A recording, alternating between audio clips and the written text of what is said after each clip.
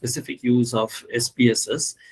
And I'm sure that in your day-to-day academic life or research life, you are using SPSS or any other kind of statistical software in different capacities with varying degrees of intensity. So it's just mutual exchange and sharing of thoughts, and we are also interested to know that in the coming future, what will be the different trends in this emergence of new kind of software and its applications. Now, since I will be dealing with SPSS, SPSS has also undergone a huge amount of changes in their interface, in their I can say the processes that has been now embedded within SPSS, the machine learning algorithms and all that has been recently included in SPSS. There was a time when SPSS was primarily introduced in the market as a quantitative data analysis software, handling basically the statistical data. So nowadays we are actually using SPSS for text analytics, also text analysis, image analysis, videography analysis. A lot of qualitative techniques can be done on SPSS on a different platform. We have a IBM SPSS modeler function, which is excellent application, which uses a lot of machine learning and deep learning techniques for generating very high-end predictive models and other models. So it has changed a lot, and we need to understand how SPSS can now be used for different techniques. The 2 or 3 topics that I was given for this particular session, unfortunately, those topics are pretty exhaustive, and it requires at least 1 topic a day kind of a thing.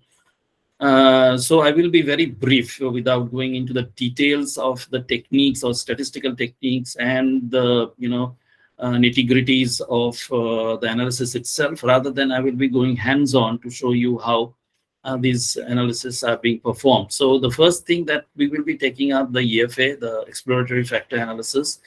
The second thing we will be dealing with is the confirmatory factor analysis. And if time permits, I will show you the SPSS modeler function, in which we will take up one advanced level predictive model, which is called the K nearest neighbor analysis. So that if time permits. So without wasting time, let me just take up this. There will be a very brief, kind of a slideshow, because I will be more interested to go for the hands-on on SPSS. So exploratory factor analysis, I think most of you have the idea about when to use and why to use and how to use this EFA. Basically, it's an interdependence technique. When we talk about interdependence technique, we need to brush up our idea about the multivariate techniques that normally we use. We have 2 different sets of method as far as the multivariate techniques are concerned. One is the dependence method, where the multivariate technique is appropriate when 1 or more variables can be either categorized as a dependent variable and the remaining as the independent one. So we have a number of dependence techniques, dependent method techniques. So we use the MRA, the multiple regression analysis, or the logistic regression, or the conjoint analysis, the canonical correlation, discriminant, structural equation modeling. We have all these techniques with the help of which we can conduct a dependence method. Whereas in case of an interdependence method, we normally focus on a multivariate statistical technique in which a whole set of interdependent relationship can be examined. So not a single variable is defined as a dependent or independent, as was in the earlier case. So analysis of all variables in the corpus of the data set, it takes place simultaneously. And the goal of this particular method is to group things together. It also reduces, condenses, and simplifies the data for easy interpretation. And no one variable is predicted or explained by the others. Hence, interdependence method does not have the causality issues embedded in it. And the interdependence techniques that we normally use are the factor analysis that we have already said, and it can be, of 2 types. One is the EFA, the second one is the confirmatory version. Then we use the cluster analysis as an interdependence technique. We use the perceptual mapping when we want to see multiple number of items, multiple number of variables spread across multiple dimensions. We have the MDS, the multidimensional scaling technique. We use the correspondence analysis also. Now, these analysis, particularly the FA and the clustering and the perceptual mapping, the MDS, the correspondence analysis, there was a time, probably decades ago, when we thought that these kind of techniques were only suitable for the quantitative data. So if the data are taken against a particular scale, either an interval scale or a ratio scale, a particular scale data, then only probably these techniques were applicable. So nowadays we are actually applying factor analysis and clustering, classifications, perceptual mapping, multidimensional scaling techniques, correspondence analysis. All these interdependence techniques we are actually applying on qualitative data also. So in case of, if we have interview transcripts, say instead of statistical data, we have 100 interview transcripts in the form of text, or we have interview transcripts in the form of audio tapes or videographies, etc. We can apply factor analysis with the help of a technique which is called the FATM, factor analysis topic modeling, where topics are being extracted instead of the latent constructs. The principle and the basic idea remaining the same, the application and the platform differs. In case of the cluster analysis or the classification and categorization, we use the logistic regression for the qualitative data also. Perceptual mapping, we use a lot of human emotion mapping using this perceptual mapping technique. Multidimensional scaling also is used in the qualitative data. So these days, irrespective of the data structure, the analytical tools are being used, and that has been possible due to the DSI, the data structure interoperability. So data structure interoperability basically confirms that irrespective of the structure of the data, whether it is a structured quantified data or it is an unstructured kind of a qualitative data, irrespective of its basic architecture or structure, we can apply the analytical methods. So things are moving in that direction only, and in coming years with the emergence of the mixed method research and multidimensional data analysis or multimodal data analysis, we will find more and more application of analytical tools which will not be restricted to certain kind of a data structure. Okay, so this is mapping or the classification of the multivariate methods. You can keep it as a reference. I will share the slide. Now, factor analysis basically is an interdependence technique, which we have seen already, whose primary purpose is to define the underlying factor structure among the variables which are observed in the entire analytical framework.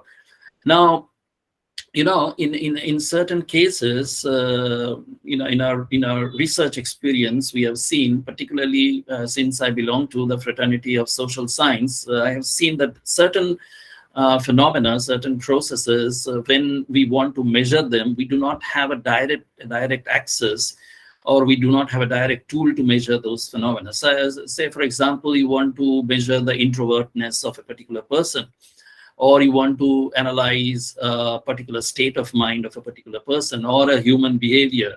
It's very difficult to measure directly these kind of human behaviors, this kind of things. Okay, so you need to have a surrogation technique with the help of which an estimation of these indirect constructs can be done. So on the basis of certain observed variables, we can actually understand that all these observed variables make up for these latent construct or unmanifested construct or unmanifested dimension, the measurement for which cannot be taken directly. So factor analysis becomes very handy in these cases when you know that on the basis of a certain set of observed variables, there must be an underlying factor structure which you need to identify, which you need to discover. Factor analysis probably is the only method that accomplishes this particular thing. Now, in case of EFA or the exploratory factor analysis, this is basically a variable reduction technique, almost similar in the line of principal component analysis. which identifies the number of latent constructs and the underlying factor structure of a set of variables. Number two, it hypothesizes an underlying construct, a variable which cannot be measured directly. It estimates factors which influence responses on the basis of the observed set of variables. It allows the researchers to describe and identify the number of the latent constructs, how many latent constructs are to be identified, and traditionally has been used to explore the possible underlying factor structure of a set of measured variables without imposing any preconceived structure on the outcome. So what are the specific goals of EFA? The first one is to help the investigator determine the number of latent constructs underlying a set of items. Items means the scale items or the observed variables in these cases. Observed variables based on which we are collecting the data from a group of respondents. To provide a means of explaining variation among variables, the items, using a few newly created variables, which we call the factors or the components. To define the content or meaning of factors, namely the latent constructs or the unmanifested constructs or the hidden dimensions or the extracted factors. Now, there are certain assumptions which underlie the CFA process. The first of all, the interval or the ratio level of measurement. I told you that we need to use a scale. Previously, this kind of a concept was there because EFA was thought to be the prerogative of the quantitative researchers only. So the person or the researchers who are taking the route of positivism or post-positivism, doing a deductive kind of research based on very numerical or statistical kind of data, they are having this luxury of using this interdependence technique of EFA. So interval or ratio scale measurement is one of the requirements for conducting the EFA. But nowadays, with the help of advanced techniques, we are also moving towards unstructured data without any use of scale or any measurement instrument. We are applying the EFA technique on the factor analysis techniques on those kind of data also. The second thing is it requires a probabilistic kind of a sampling. So normally a random sampling technique is used to determine the sample from where the data is to be generated.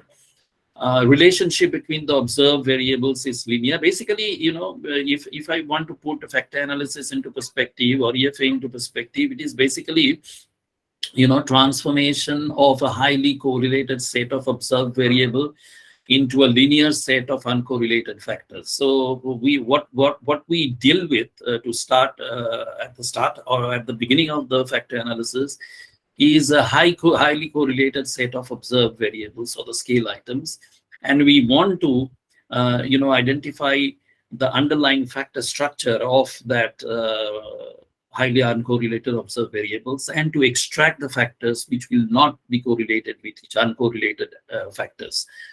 A normal distribution, that's an assumption also, a bivariate normal distribution in case each pair of observed variables, and a multivariate normality also. These are certain assumptions, but apart from these statistical assumptions, we have certain conceptual assumptions also. Like, for example, in case of a factor analysis, which is based on the basic assumption that there exists an underlying structure for the selected set of variables. Now, the presence of a high correlation and the subsequent interpretation, it do not guarantee or do not confirm or do not, assure the relevance.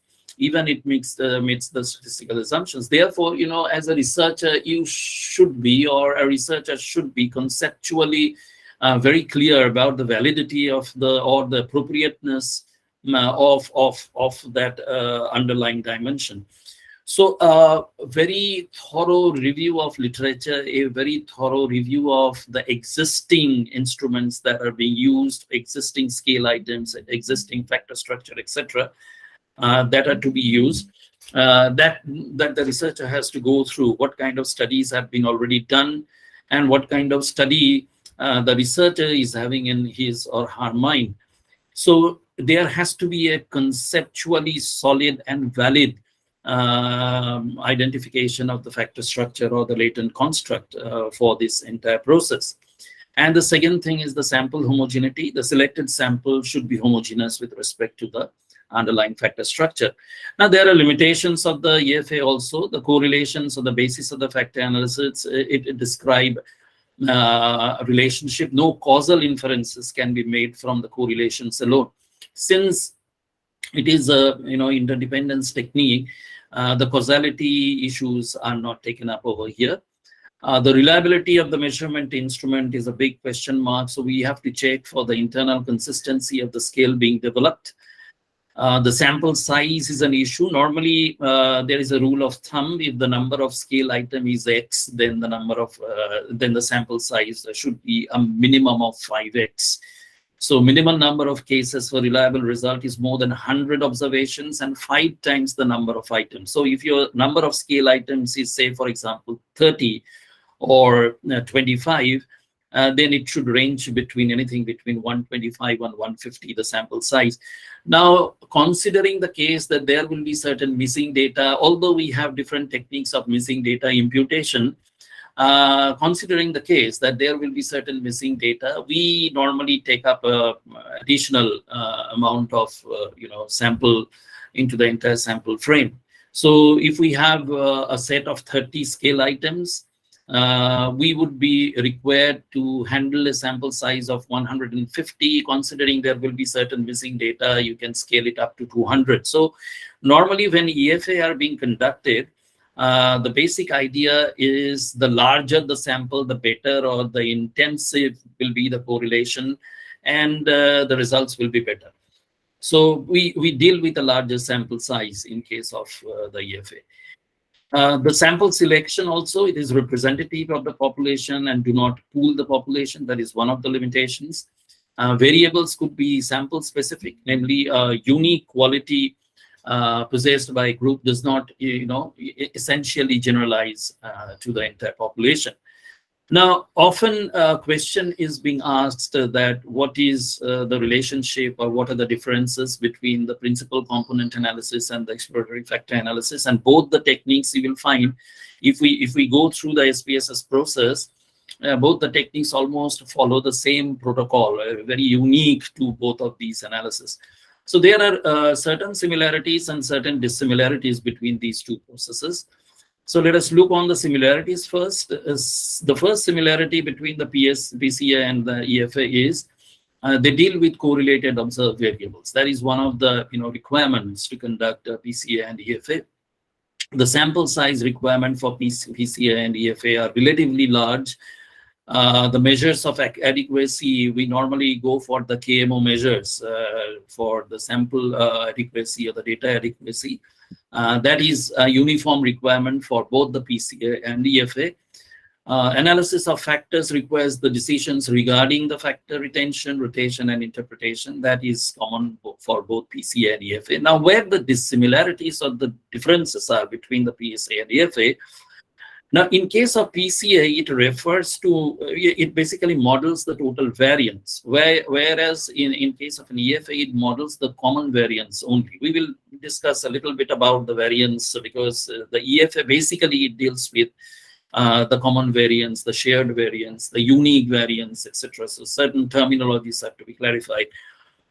In case of PCA, it models factors in terms of observed variables, whereas in case of EFA, it models observed variables in terms of the extracted factors. In case of PCA, the objective is typically data reduction. So PCA, which was introduced as a statistical process decades ago, it was primarily introduced as a data reduction technique. Its objective was typically to reduce data and bring it to a manageable proportion which can be easily interpreted and dealt with by a particular researcher. And it did not foray into the area of identifying the underlying factor structure. Whereas in case of an EFA, the objective is typically to identify the latent factors, which is a limitation for the PCA. PCA did not proceed to identify the unmanifested variables or the unmanifested construct. So with the better kind of computing techniques, with the better kind of devices, we have landed up in factor analysis or the EFA, whereby we are not only satisfied by reducing the number of observed variables, but also identify how those variables group up or cluster around certain unidentified factors. So identification of the latent factors is the basic objective of the EFA. So these are some of the similarities and differences or dissimilarities between the PCA and EFA, and both the techniques in the SPSS platform you will find they follow the same kind of protocol, or the same kind of route, at least the same operation to be followed. Now, the criteria for extracting the factors, we go for the Kaiser's criterion, we go for the Cattell's SCREE test. SCREE, basically, you have seen the plotting of all the extracted factors, and we normally look for the kink from where the cutoff value is to be taken, and we go for the proportion of variance, which is very important, the total variance explained by the extracted factors that is to be reported when you are explaining the use of the factor analysis or the EFA, and the interpretability criteria.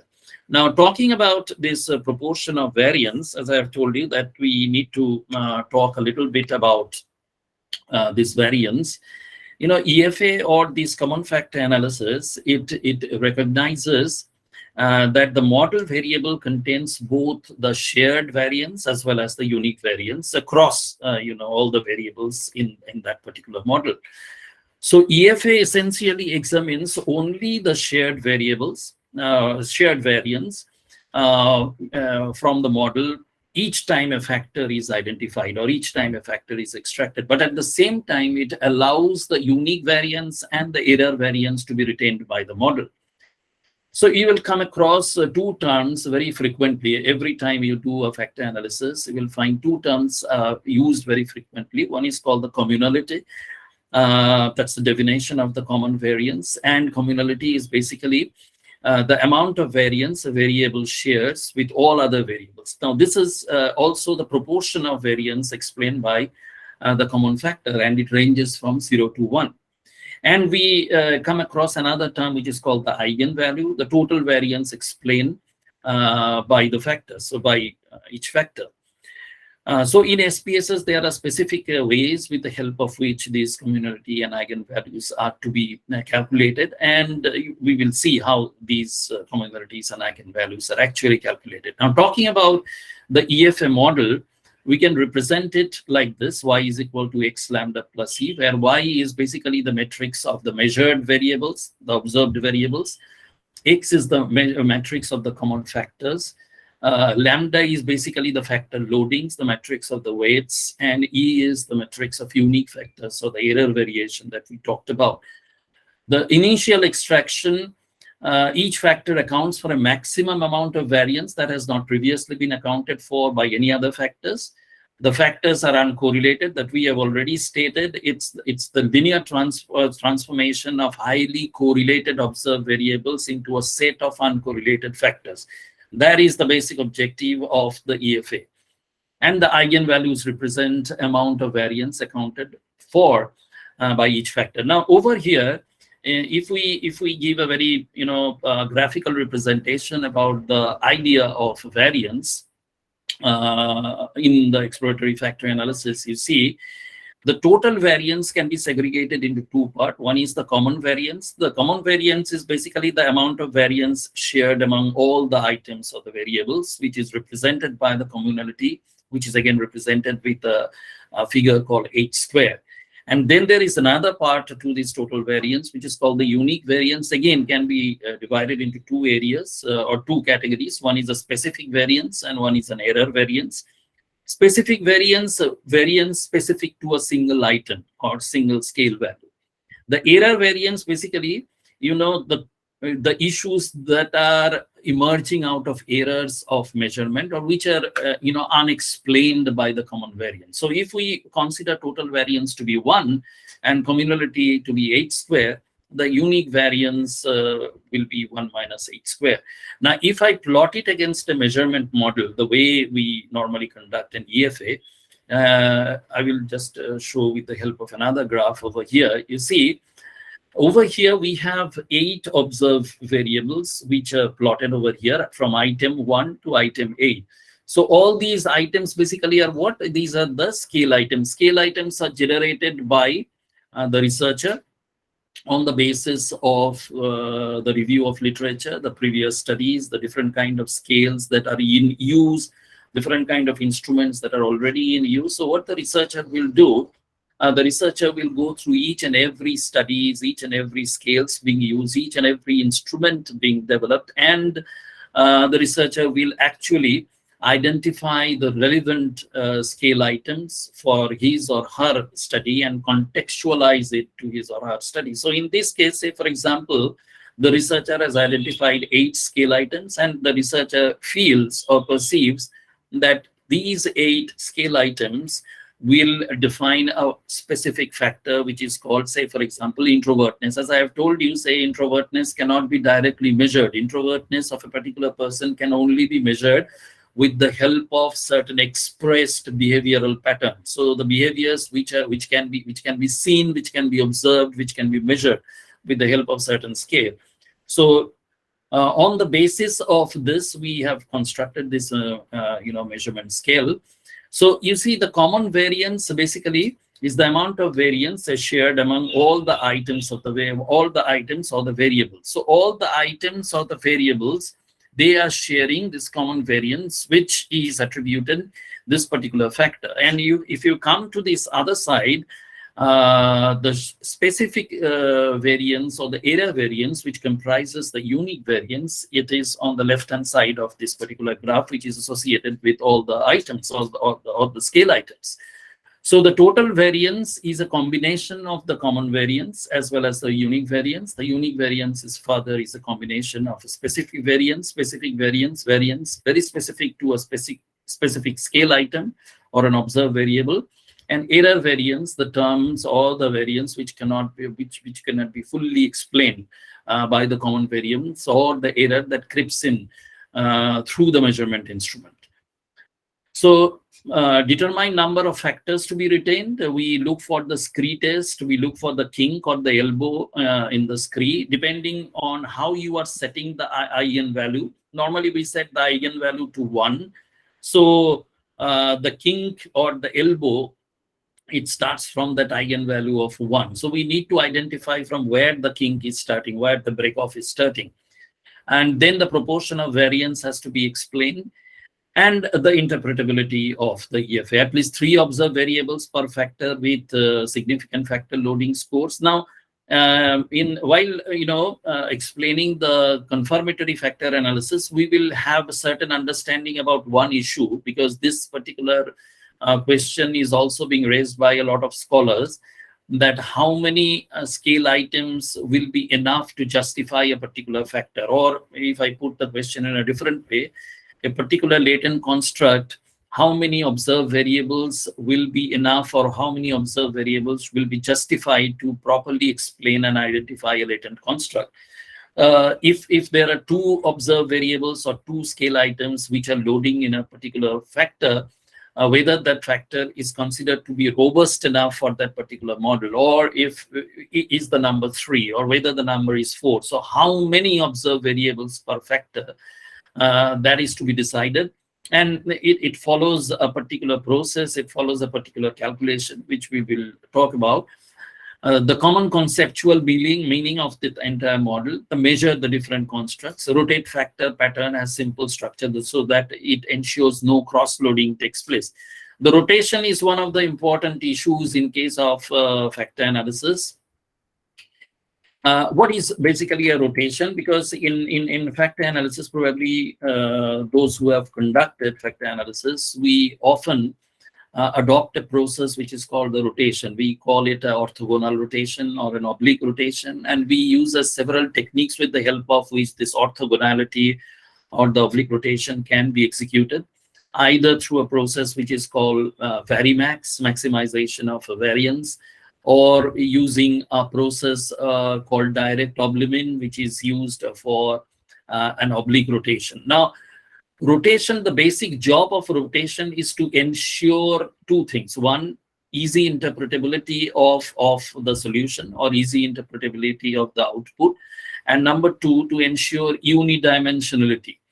Okay, so let me just show you one particular graph so that it becomes easy for you to understand.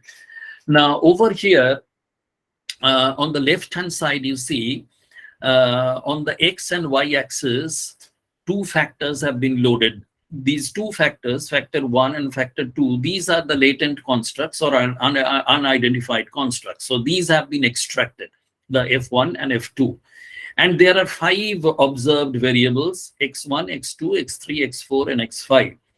You see, if I consider the figure on the left-hand side, X1 has been significantly loaded on factor 1, 0.4. X1 has been significantly loaded on factor number 2 also, 0.69. Similarly, in case of, say, X3, the observed variable, it has been significantly loaded on factor number 1, 0.65. And it has also been significantly loaded on factor number 2, that's 0.32.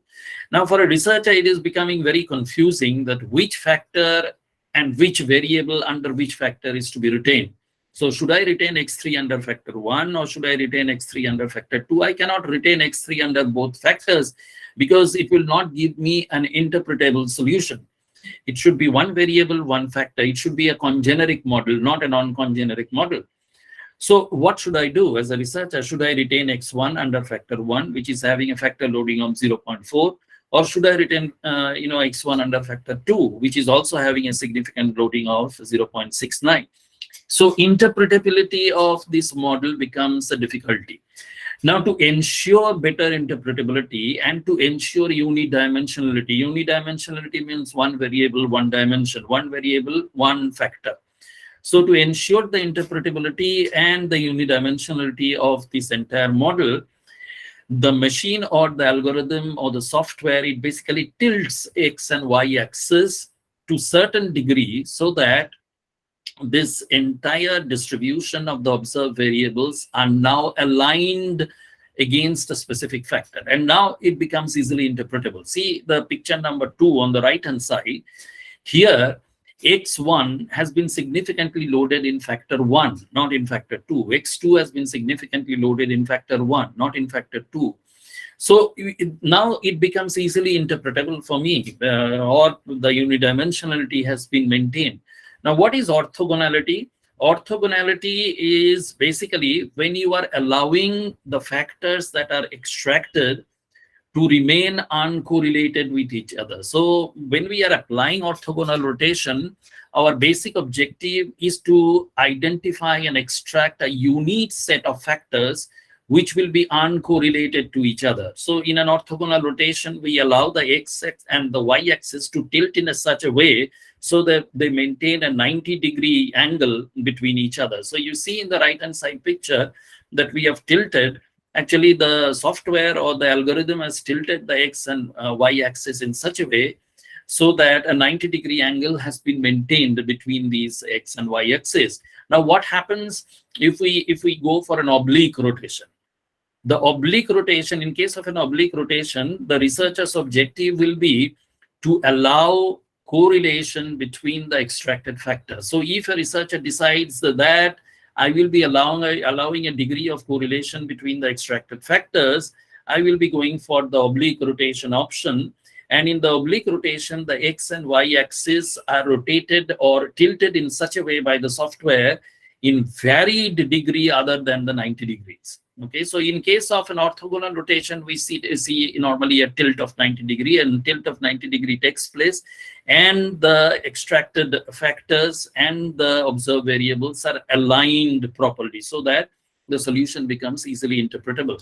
Now the question is, many researchers may ask that can we use, but because by default over the years we have seen that every time we go for an EFA, in the statistical software package, be it SPSS or be it PSPP or any other packages, by default, the rotation is orthogonal in nature. The Varimax rotation takes place. Varimax is one of the processes with the help of which we ensure orthogonality. But a researcher may ask this question that under what circumstances we can use this oblique rotation. You see, in modern research, we are seeing, particularly in the field of social science, as well as in the field of biomedical science, we are seeing that the extracted factors may not have a very neatly packaged segment of, uncorrelated set of dimensions. That can be mapped as factor 1, dimension 1, factor 2, or dimension 2, and does not have any relationship with each other. But in medical science, in biomedical practices, in social science, where a lot of human behaviors and social phenomena are being studied, where we see that the extracted factors are intercorrelated with each other. Those factors could not be studied in isolation from each other. So a particular researcher may be interested, if his entire literature support, if his entire conceptualization of the model supports that the factor to be remained correlated even after the extraction, the researcher may opt for the oblique rotation. So it really depends on what the researcher feels about the underlying factor structure. Should it be a structure which will have only the factors and the dimensions which will be independent of each other, then go for orthogonal rotation. But if you feel as a researcher, okay, I am dealing with such a phenomena, I am dealing with such a process, I am dealing with such a social entity or social interactions, or I am dealing with such kind of factors, I am conceptualizing or perceiving such kind of factors which must have some degree of correlation between each other, then I should opt for the oblique rotation. So this is one of the very important issues as far as the EFA is concerned, this rotation part. Okay, very simply putting, this is what happens behind the factor rotation. Next, we proceed for the validation of the factor analysis. We go for the CFA. The confirmatory factor analysis basically is for the validation purpose, and we go for the convergent, the discriminant, and the nomological or the face validity of our measurement model. So let us go for an example so that we can take up one hand-on example with the help of SPSS. This is an example. Consider a construction company, say for example, the name of the company is ABC Builders, that is planning to build an apartment complex near a university. Suppose the company is interested in identifying the perception of the university faculties regarding the value consciousness, the price consciousness, the purchase decision involvement, and the sale proneness. That would help the company to construct and design apartments according to the target people. Okay, so the company hired a marketing research firm to determine how these four major response dimensions the faculties are concerned about before buying an apartment. So the research firm identified the scale to measure these four constructs using some existing literature. In the area of price consciousness, they use a 3-item 5-point Likert scale. Value consciousness is another construct which has been measured with the help of a 3-item or 5-point Likert scale again. The sale proneness with the help of 2 items, and this PDI with the purchase decision involvement with the help of 4 items. So a 5-point Likert scale or an interval scale has been used. So the firm surveyed 98 randomly selected respondents or faculty members using different scales to determine the perception of the faculties with regard to the PDI, price, value consciousness, and sale proneness. So these PDI, price, value proneness, and value consciousness and sale proneness, these are the unmanifested variables or the latent constructs which cannot have a direct measurement. We cannot measure them directly. So we are using these items. Okay, so 3 plus 3, 6 plus 2, 8 plus 4. There are 12, scale items. So let us just go to the calculation part. So this is the EFA figure that we are having. We talked about this data file. We talked about this case, and we said that there are 98 sample, and in a scale of 1 to 5, if we see the variable view, you will find in this labeling, I think you all know how to label all the variables. So you see all these 12 scale items have been labeled. Okay, so let us go to the data view again, and we go to analyze So we are going to perform an EFA. So we are going for analysis.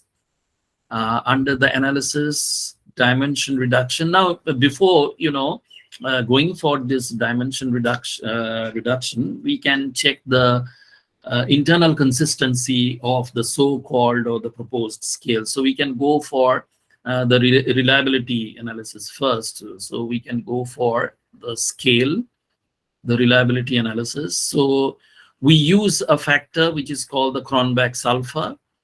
So initially, when you will be conducting the analysis, all the scale items will be on this left-hand side window. So you have to select all the items. You select all the items over here in this particular left-hand side window, and you use this arrow to shift it to the right-hand side window. So by default, this alpha is selected. So we are basically conducting a Cronbach's alpha analysis, and a value over 0.8 will assure that the internal consistency of this particular scale is good enough to conduct an EFA. So just putting OK. And the alpha value is 0.838. So giving us an idea that we can go ahead with the dimension reduction process. So the next step is going for that EFA. So we are clicking on Analyze. We are again clicking on dimension reduction over here. So if you come to the dimension reduction, it churns up three separate kinds of analysis. The first one is the factor. The second is the correspondence analysis. That is one of the interdependence techniques we also gave example of. And then there is an optimal scaling process. So we click on to this factor. You see again, initially all these items will be on the left-hand side. So you need to select all these items on this from this left-hand box or from this left-hand window, and you use your arrow to shift it. Okay. Now you have to set up for this entire analysis. The first thing is to select the descriptives. Normally, we need to check the correlation between the observed variables. So we have clicked the coefficients as well as the determinant. These two boxes should be checked.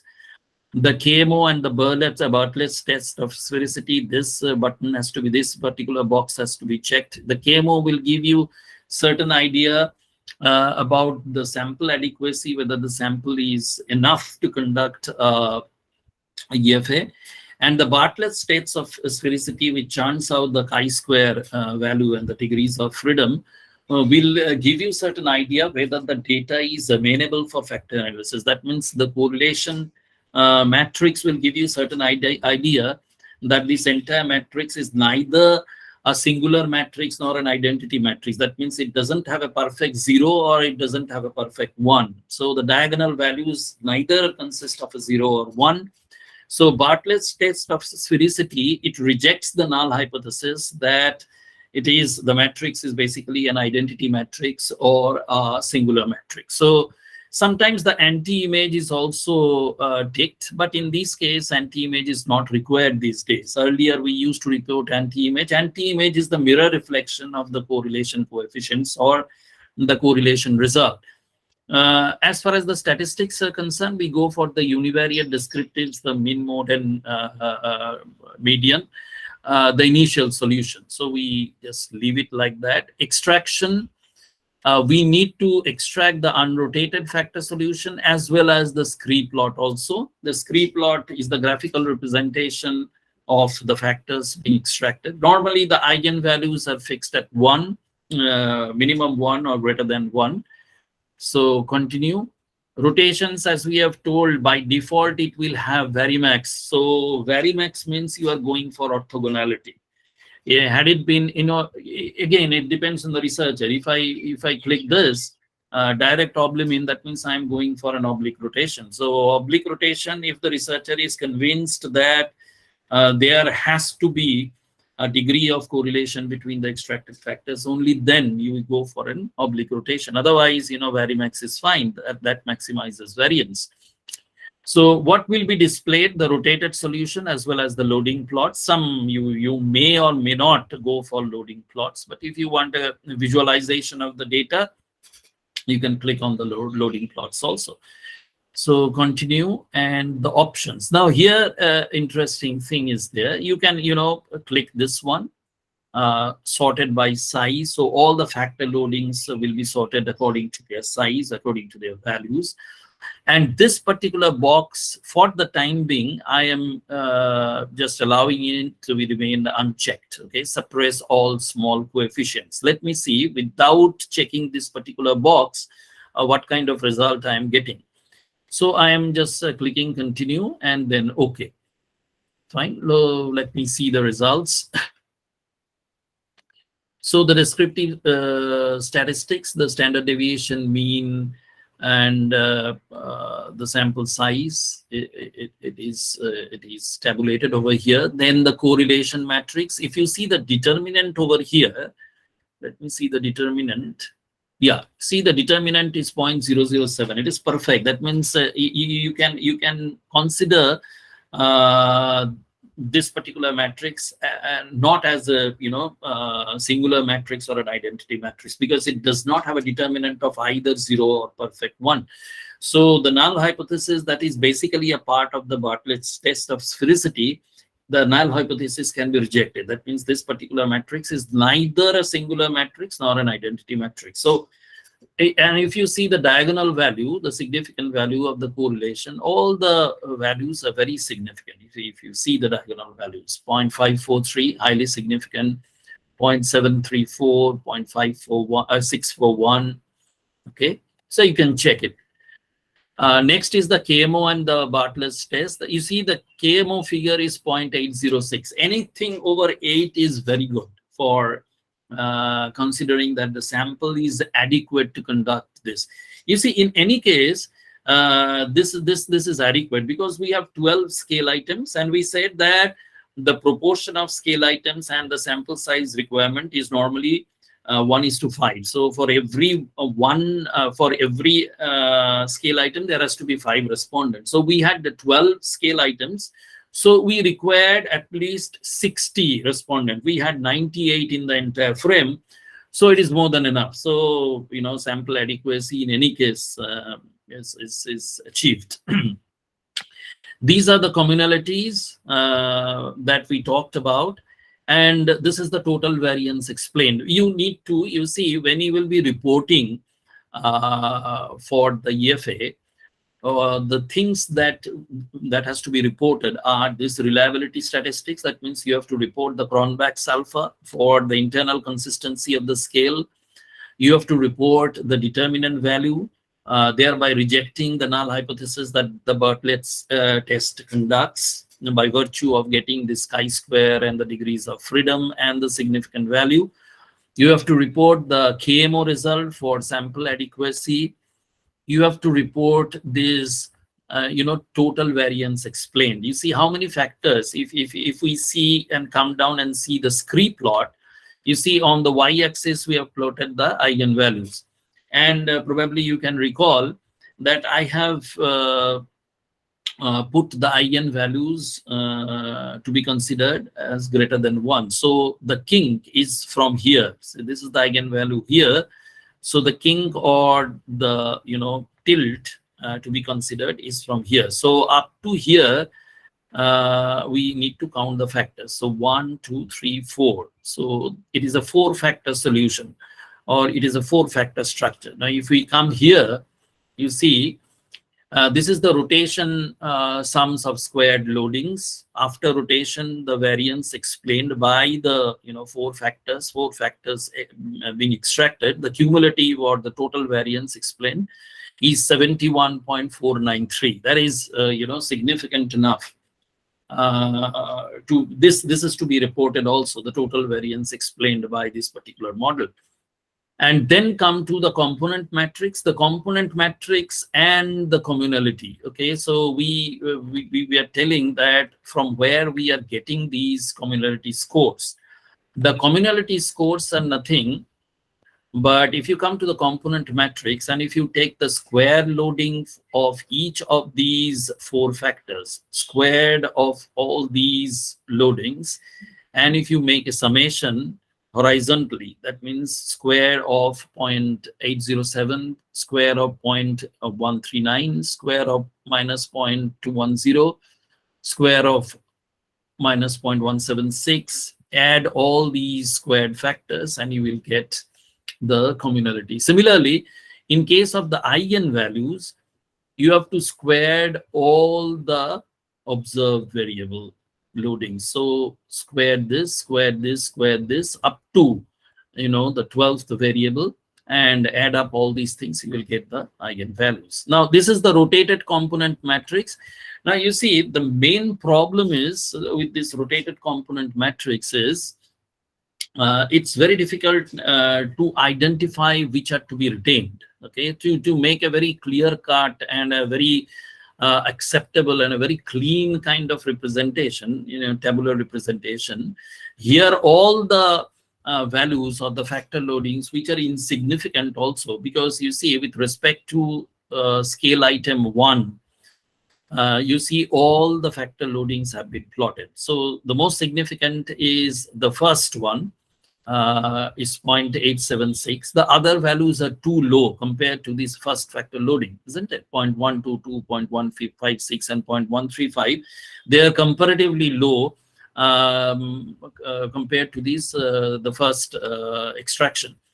So to make a very clean representation, let us again go back to our data set. I told you that I have left one box unchecked. So again, you go to the scores, okay? Sorry, you go to the options. Over here, you see, you can check this particular box, suppress the small coefficients. And you can set an acceptable value or an absolute value. Say, any value below, say, 0.6, will not be included in this particular model. So any factor loading which is less than 0.6 will not be a part of this particular instrument. You can set it at 0.5 also, it depends on you.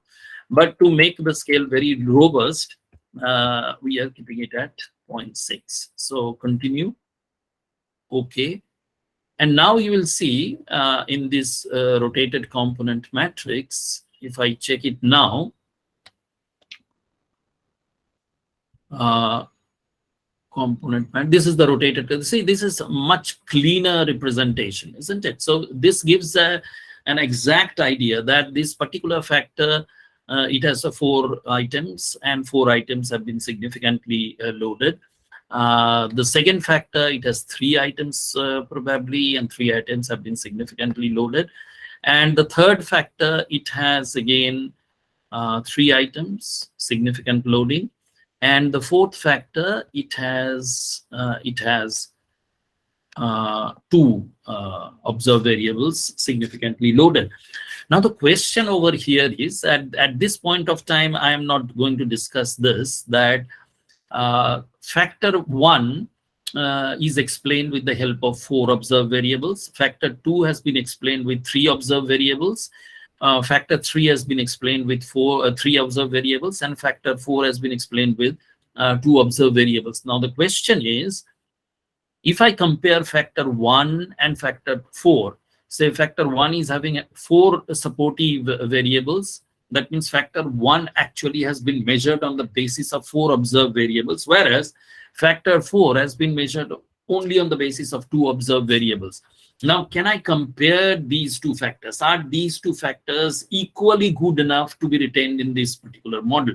Because when we will be going for the formative and the reflective model from the interdependence technique, if we identify that this is the dependent factor, this is the independent factor, and from a measurement model, when we are going to assess the structural model or the path analysis, then probably these issues will surface, that how many observed variables should be there under a specific factor, or in other words, how many observed variables are enough to properly have a measure of a particular extracted factor. So over here, I am stopping. Again, I'm just repeating which are the things that you need to report. One more thing that comes to play over here in case of an EFA while reporting. you need to report the common method bias also. The common method bias is basically comes into the picture. Let me go to the total variance explained over here. You see, over here, if you see the percentage of variance that has been explained by the first factor. This is the first component of the first factor. The rotated, when we come to this rotation sums of squared loadings, the percentage of variance that has been explained by the first factor is 23.339. Okay, then by the second factor, it is 18 point something. Then by the third factor, 16 point something. By the fourth factor, 13. These are the individual, explanation of the variance. And the cumulative variance explained by all the four factors taken together is 71.493.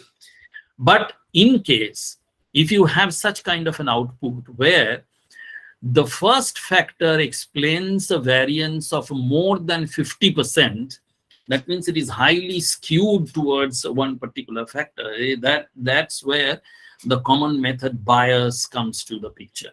So it will not be a very good model, measurement model to be identified.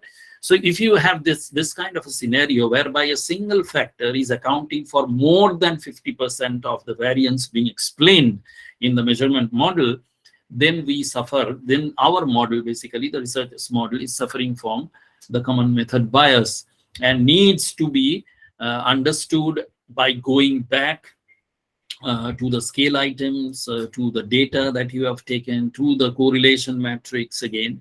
You need to, overhaul the entire process, and then you have to check where, why a single factor is responsible for the maximum explanation.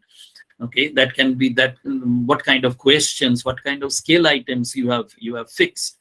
The kind of question you have asked, the kind of scale items you have fixed must have generated a biased kind of a response from the respondent. So while conducting an EFA, the basic objective we have understood that it is not only reduction of the data, but also to identify the underlying factor structure. So in a factor analysis, we are actually identifying the distribution of the latent constructs or the structure between the latent constructs based on certain observed variables. And after conducting the factor analysis, we need to report the reliability statistics. We need to report the determinant value, the correlation determinant value. We need to report the KMO and the Bartlett's test value. We need to report the total variance explained as well as the common method bias. You have to reject that there is common method bias. Then, if you are writing for a journal paper, there is no requirement to go for scree plot and communalities, etc. But when you are writing a thesis, or when your scholars are writing a thesis, probably all the outputs can be mentioned. You go for this rotated component matrix. You can also go for a graphical plot, the component plot, the factor plotting. There are various versions of the factor plotting. Unfortunately, we don't have much time to, go for each and every plot. Then you report the rotated component matrix, which is represented with the help of a cleaned out figure.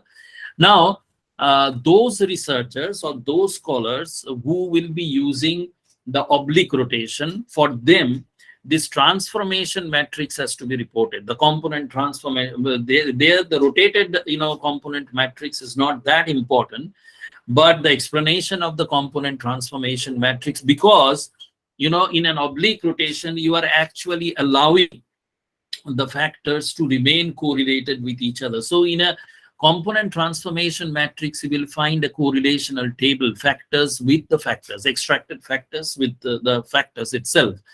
So this has to be reported. If you are opting for a direct oblimin rotation or a oblique rotation, direct oblimin option in the analysis process. So this is all about the EFA, the exploratory factor analysis. The name itself suggests that we are basically exploring a new factor structure, but we are not confirming it. Actually, we are confirming the factor structure in the confirmatory factor analysis. So Let us just take a brief look into the confirmatory factor analysis without going into much details of it or much, calculations or computations, what takes place in details. We will just take up another example with the help of which I can conduct hands-on with the help of SPSS. So in case of a confirmatory factor analysis, we know the basic difference between the EFA and the CFA. The EFA basically explores. So you want to find out something new. It determines the factor structure which was unidentified, which was unexplored. But in case of a CFA, you go with an a priori model. That means you already have a model in your mind which you want to test. Okay, so the number of factors and measured variables are already there in the CFA. But this number of factors and the measured variables are coming from where? They are coming from the EFA. Okay, and in CFA, basically, a model is supported by the theory or the previous research. Basically, in the CFA, you are trying to validate a particular model. You can develop the model with the help of the EFA and the extant literature that you have surveyed. You conceptualize the entire model. The measurement model, if it is found robust, you go for the structural model, and you go ahead with the CFA process to validate both the measurement model as well as the structural model. So what are the steps in the confirmatory factor analysis? It defines individual construct of the measurement model first, then specifying the overall model to be tested, estimate the empirical results of the measurement model, and then assessing the validity of the measurement model. These are the fundamental steps of the confirmatory factor analysis. Now, three very important issues we will be discussing. One, the difference between a congeneric and non-congeneric measurement, the difference between a reflective and the formative measurement, and the difference between the under stated measurement model, or a just identified model measurement model, or a over identified. Sir, apni mute hoye gechen. Is it? Just holo.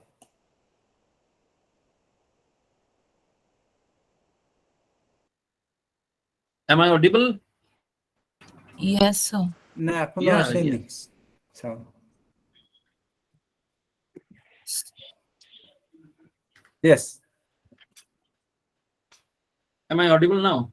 Yes, sir. Yes, sir. Yes, sir. আবার mute show করছি sir. সেটা আপনার এন্ডে করছে বোধহয়, পার্টিসিপেন্টরা তো শুনছে বোধহয়। I am not sure. আচ্ছা, আমরা শুনতে পাচ্ছি। বুঝতে পারছি না কি হচ্ছে। So we can hear you. Okay. Okay. Probably Doyada is having a issue. Send. Okay, so congeneric and non-congeneric measurement. Basically, the congeneric measurement it explains that for a specific construct. See, this is the latent. When I have written this construct, basically this is the latent construct or the unidentified construct that the EFA identifies as a factor structure, as a part of the factor structure. You see, in a congeneric measurement, one particular observed variable should be loaded in a one particular construct. Okay, so in this particular case, the graphical representation that I have made, you see there is a construct, and there are 4 observed variables which are loaded in this particular construct. So this is a congeneric measurement. There is no cross loading. So if I bring another construct, say it is a 2-construct model or a 2-factor structure, construct 1 on the left hand side and construct 2 on the right hand side. Construct 1 has 3 factors. Construct 1 has 3 observed variables being significantly loaded, and construct 2 has 4 observed variables significantly loaded. But the unique thing is, the variables have loaded onto a single construct. There is no cross, loading. In a non-congeneric measurement, what will happen?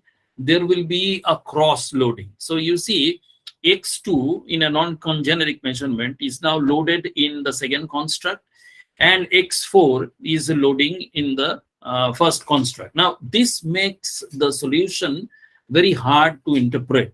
Okay, so in a non-congeneric measurement, these issues are there. So, you know, that orthogonality and the rotation issues, those are basically to confirm the congenericity of the model. So we are supposed to get a very congeneric kind of a model. The next one that we briefly touched in the last session on the discussion during the EFA, that how many items or variables should define a construct. Because in that EFA, probably you can recall that the first factor had 4 observed variables and the last factor, the 4th factor, had only 2. Okay.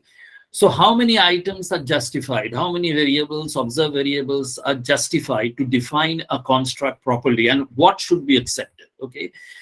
So in this case, there can be 3 different kind of model. Number 1 is an under-identified model. The second one is a just identified model, and the third one is an over-identified model. So let us take one by one. What basically is an under-identified model? You see, for a particular construct, the construct, every time I write construct, this is basically the latent construct. Okay, so in this case, this construct is having 2 observed variables. So this construct has been defined or identified or extracted with the help of 2 observed variables, A1, A2. Okay, so how many parameters are here to be, you know, estimated? There are 4 parameters. What are those? 2 factor loadings, lambda1 and lambda2. Okay, and there are 2 error variances, E1 and E2, as you can see in this particular diagram. So in this case, 4 parameters are to be estimated by the software or by the computation technique. So 2 parameters are the 2 factor loadings, the lambda1 and lambda2 for 2 variables, observed variables, and the 2 error variances associated with the 2 observed variables. So there are 4, lambda1, lambda2, E1 and E2. Now, if we see the variance covariance symmetric matrix, the symmetric covariance matrix, so we have 2 observed variables. If we see the symmetric covariance matrix, A1 interacting with A1, it will produce a figure. A2 interacting with A1, it will produce a figure. A2 interacting with A2 will produce a figure. Now, the rule for an under-identified model is if the number of parameters is greater than the number of symmetric variance covariance matrix figure. Here, how many figures we are getting? How many interrelationships we are getting? We are getting 3. A1 with A1, A2 with A1, and A2 with A2. Okay. So number of parameters 4, number of, you know, symmetric variance covariance matrix, we are getting only 3. So if the number of parameters is greater compared to the symmetric covariance matrix, then our model is under-identified in nature, and this model may create a problem in the subsequent analysis. And this is not considered to be a very good model, very good measurement model. So if there are only 2 observed, that's why I told you in the first instance when we were dealing with the factor analysis result, that the first factor had 4 observed variables and the 4th factor had only 2 observed variables. Whether we can compare first and 4th factor to be equally good for the model. Probably the 4th factor should not be retained in the model. So it is not only on the basis of the output churned out by the EFA that we retain a model. It is also on the basis of how many observed variables have been successfully or significantly loaded in a particular factor. So if it is a 2 variable or 2 scale item factor, the suggestion or the advice is you should remove that particular factor. So instead of a 4 factor, you know, model, measurement model, it is better you stick with a 3 factor. That model will be much more robust compared to that of a 4 factor, because the moment you are inserting a 2 variable factor, the model becomes very weak. Okay. Now, what happens in a just identified model? In a just identified model, say, for example, there are 3 variables. Remember, in our EFA, we had factor 2 and factor 3. Both those 2 factors were having 3, you know, variables, 3 observed variables or 3 scale items, which were significantly loaded. Now, over here in this particular construct, how many parameters are to be estimated? There are 6. So there are 3 significant factor loadings, lambda 1, lambda 2, and lambda 3. And there are 3 error variants connected with the 3 observed variables, E1, E2, E3. So the total number of parameters to be estimated is 6. And total number of symmetric variance covariant matrix parameters are to be estimated is also 6. You see, A1 with A1, A2 with A1, A2 with A2, A3 with A1, A3 with A2, and A3 with A3. So number of parameters to be estimated is equal to the number of the parameters coming out of this symmetric variance covariance matrix. Now, if these two figures are equal, parameters to be estimated and the variance covariance matrix parameters are equal, then it is just identified model. And in case of a just identified model, you can retain this particular factor in your ultimate model, because it will not make your model weak. It is a just identified model, retainable, factor. Okay. What happens in an over-identified model? In case of an over-identified model, let us have 4, observed variable that defines a particular construct. Remember, again, in our EFA, the first factor was defined with the help of 4 identified variables, so 4 observed variables. So over here, how many parameters are there? 8. Lambda 1, lambda 2, lambda 3, and lambda 4. These are the factor loadings. And E1, E2, E3, E4 connected as an error variance to the observed set of variables. So number of parameters to be estimated are 8. And let us see the symmetric covariance matrix. Number of parameters over here to be estimated is 10. You see, A1 with A1, A2 with A1, A2 with A2, A3 with A1, A3 with A2, A3 with A3, and A4 with all these 4.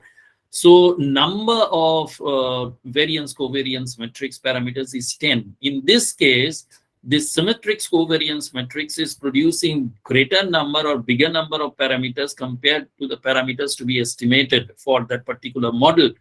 This is called an over-identified model. So if any scholar asks a question that what should be the minimum number of observed variables per extracted factor or per extracted latent construct, the minimum number should be 3. The ideal number should be 4 or more. Okay, so if it is 2, it will disturb the final model. It will make the final model very weak. Okay, so this is again very important from the context of the robustness of the measurement model, because on the basis of the measurement model, we will be proceeding to create certain structural models also. Now, the concept of the reflective and the formative models. Now, in case of a reflective model, the latent variable has a direct influence over the observed variables. Okay, in this case, we can say the latent variables is having a direct influence on the indicators, okay, or the observed variables. And the second thing is the indicators or the observed variables are correlated to each other. So if we take this particular example, there is a viral attack or there is a viral fever. It will influence, if you have a viral attack, you will have a fever and chill with headache accompanied with cough maybe, or you will be very fatigued or tired out. Okay, so they will be highly intercorrelated with each other. This is a reflective model where the latent construct almost plays the role of an independent variable. Whereas in a formative model, you see, the indicators or the observed variables do not share that kind of correlationship between each other. And they basically, these indicators or the observed variables, they are actually influencing the latent construct. It is exactly the reverse of what we got in the reflective model. So if we consider this particular case, the case of heart attack may be influenced by alcohol, overconsumption of alcohol. It can be caused by overstressing, emotional stress at a very higher order. It may be the patient is very much diabetic in nature, or is a compulsive smoker, smokes too much. Okay, but if you see all these indicators, they may not have a high degree of correlationship between each other. Say it's very difficult to establish a relationship between diabetes and smoking. It is very difficult to establish a relationship between alcohol and smoking. Okay, so apparently there may not be correlation. There can be incidental correlationship for a particular case or for particular cases, but apparently finding out, a degree of correlation between all these, indicators is not there. Initially, SPSS, the confirmatory factor analysis that we perform in SPSS, actually, we do not perform confirmatory factor analysis on SPSS. We actually use a plugin in the SPSS called the AMOS. The full form of AMOS is analysis of moment of structure. We use that particular plugin to conduct this CFA. Now, the interesting fact about AMOS, initially when AMOS was developed, unfortunately, it could not handle the formative models. It only had the reflective models. It could only assess the reflective model. But nowadays, the advanced version of AMOS, it can handle both the reflective and the formative models. There is a model which you can study. There are lots of studies on this particular model called MIMIC, MIMIC. Multi-indicator, multi-causes. This kind of model, it has both the reflective as well as the formative model built in it. Otherwise, if you are using other statistical software, say for example, someone is using PLS, Smart PLS, or somebody is using Adanco, or any browser-based software like Jamovi, or someone is using R as open source software, you can easily conduct both the reflective as well as the formative, CFA. Both the formative and the reflective model can be tested. Okay, so so these three were pretty important in the context of CFA. The generic and the congeneric model, comparison between those two, the under-identified, just identified, and over-identified models, and the reflective and the formative models. So the estimation of the empirical results of the measurement models, what we do normally is the identification of the order condition. The order condition basically reflects the unique variance and covariance, which should be greater than the number of parameters to be estimated that we already told for an over-identified model. And the rank condition should be minimum 4 items per construct. Minimum 3 items will give you the result, acceptable result, just acceptable result. But if it is 4 items per construct or 4 observed variables per construct, nothing like it. Number 2 is assessing the validity of the measurement model. We go for a lot of checks of indices. We normally go for the fit indices, the goodness of fit, like the GFI and all those, the AGFI, the incremental fit measures, and as well as the parsimonious fit measures. We also check the badness of fit indices like the RMR and the SRMR, etc. So lower the value of the RMR and the SRMR, more robust is the model. And greater or the higher the value of the goodness of fit indices, that means AGFI and GFI, the better is the value. We have the Tucker-Lewis index and the normed fit index and the CFI.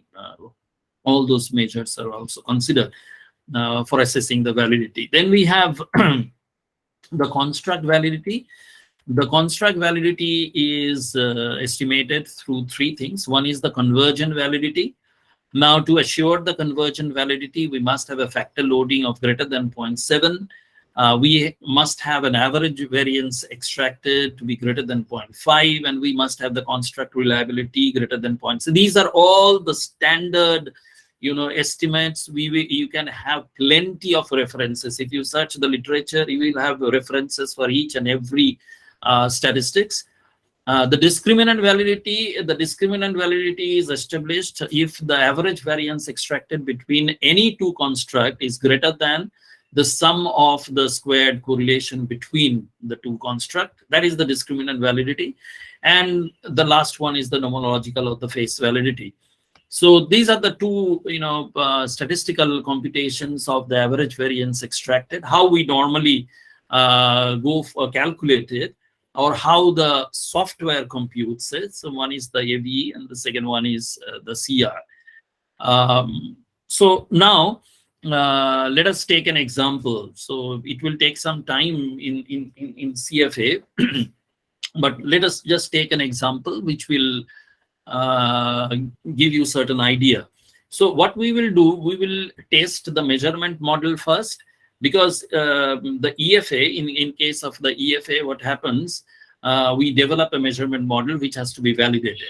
Okay, so we will directly validate a measurement model in the CFA, and then we will, convert this measure in this particular analysis from an interdependence analysis into a dependence analysis. So we will identify a set of independent factors and dependent factors, independent variables and dependent variables. Basically, the relationship will be on the basis, the causality will be on the basis of the extracted factors, not on the basis of the observed variables. And then we will just, check or validate the structural model.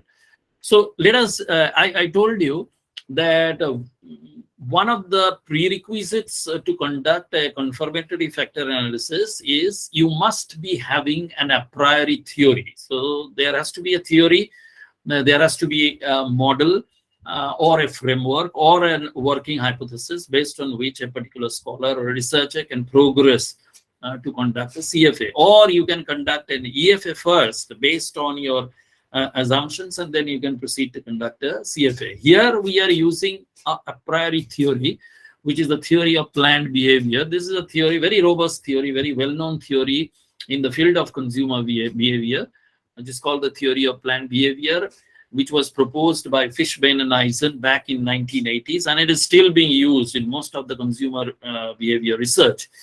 And it had 5 latent constructs. One is the attitude, second one is the subjective norms, third one is the perceived behavioral control, fourth one is the purchase intention of the consumer, and then the purchase behavior of the consumer.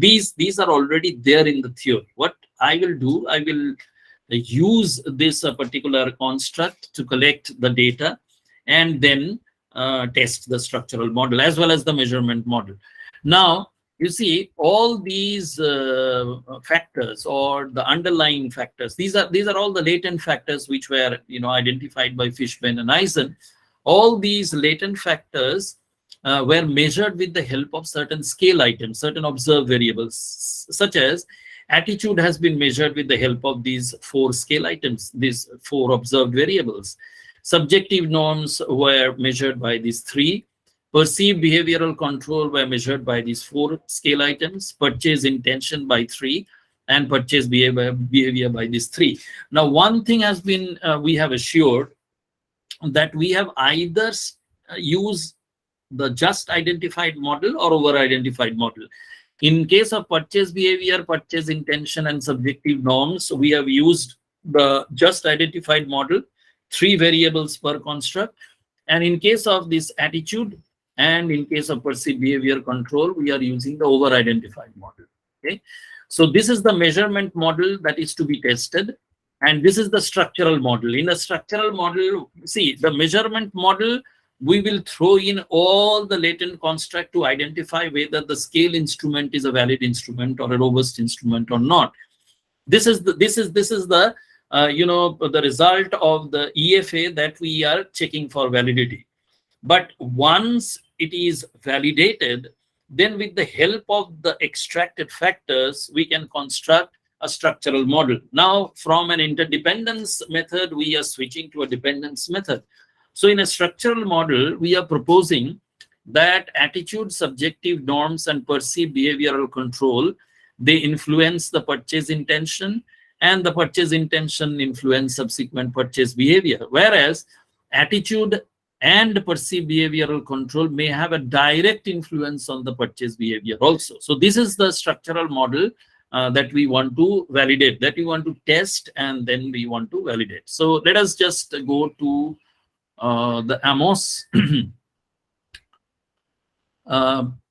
If you have already used AMOS, I think you know how the interface looks. This is the icon of AMOS.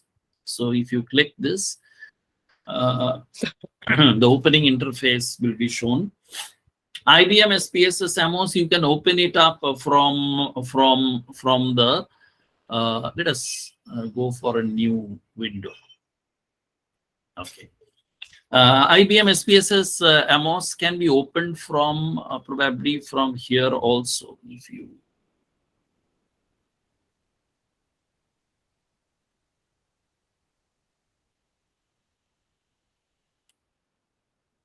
there is one center from where you can actually go directly to Amos. Anyway, I will, if I get it, I will show you. Anyway, this is the initial window of Amos. So it has overhead, horizontal navigational ribbon at the top, and it had a number of workable icons on the left-hand side, vertical navigational panel. So mostly we will be working with this particular panel, the vertical panel. Now, you see, let us go to our measurement model. This is our measurement model. So the first thing is we need to identify, we need to validate our measurement model. In our measurement model, we had 5 factors extracted, 5 latent constructs. And these latent constructs had certain observed variables. We told that attitude with 4 variables, subjective norm with 3, perceived behavioral control with 4, purchase intention with 3, and purchase behavior with 3. So let us draw this entire model first. Let me show you how to draw. Because if I go here and show you this square boxes, it represents the observed variables. Okay, the small round icons are the error variants which are attached to each and every observed variable. These elliptical or round icons, they are the latent constructs. These are the covariance linkages, and this is a part of the reflective model. Okay, so all these arrowheads, basically these are the factor loadings will be chalked out over here. So let us do it in this particular canvas. So I need to create this diagram. So go to the left-hand panel. You see this is an icon. You just click it and bring it here. It will open up an elliptical kind of figure. So you just keep on clicking. The number of clicks will identify the number of observed variables. So in the first construct, in the first latent construct attitude, we had 4 observed variables. So 1, 2, 3, 4. So 4 clicks, it will create 4 observed variables. But you see, the entire thing is not visible. Okay, so we need to make it more visible. So you go to the left-hand side panel again. And now you just watch my cursor hovering around the icons. So over here, you will find there is a icon which can rotate the figures. So you just click it, bring it here. You just click it. Okay, so if you click it, the entire figure will be rotated. Deselect it. Now, there is a flower bouquet-like structure, flower bouquet-like icon over here.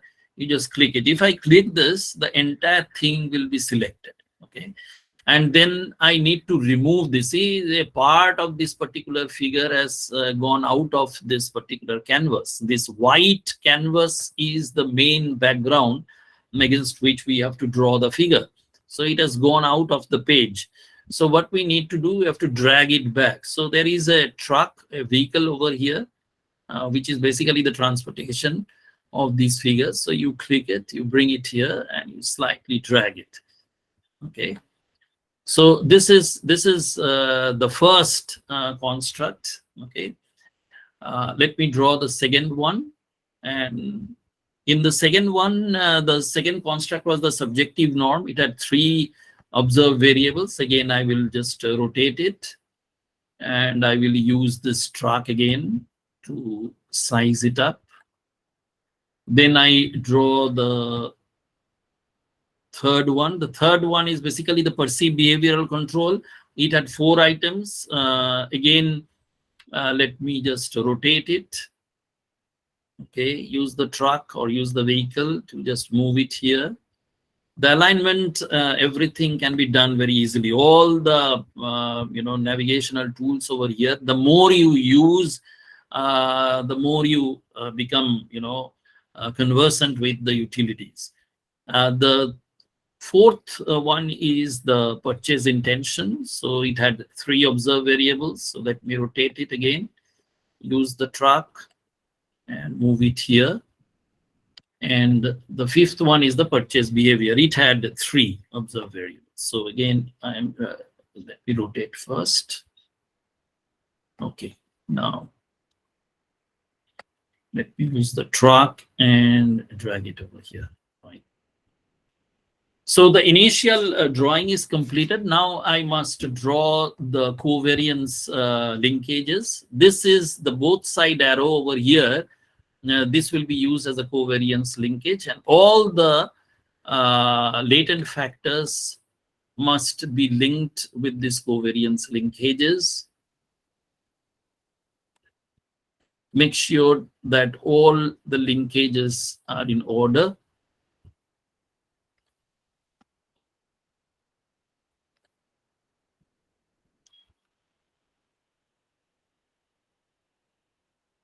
Fine. So we have drawn the covariance linkages also. Now it is time to populate it with data. So we have not imported data yet. So how to import the data? Okay. So there is a way to import the data. You go to the navigational panel, the cursor over here, you see a table-like icon. You just click it. Okay. So we need to browse. Just click on the file name. So it will take you to the file. So this is the SPSS data set, which I will be using for this particular confirmatory factor analysis, this particular TPB, theory of planned behavior, this particular data set. So after selecting it, I'm just clicking open and OK. Now, how will you know that the data set has been imported? You can know it very easily by clicking this particular icon. So if I click this particular icon, you see the data has been imported. Now, what you have to do, you have to populate all these blank spaces with appropriate names, appropriate labels. Okay. So as I've told you, all the square boxes are representative of the observed variables. So what I can do is I can click and drag. Now, once I click and drag, you see it is very clumsy. Why it is clumsy? Because this is the label. Okay, so attitude 1, this is 81 means the first scale item for attitude. The 81 is, I think that purchasing green products is favorable. This is about green product purchase behavior of the consumer, this research. So I think that purchasing green products is favorable. Now, if I drag this entire thing, what will happen?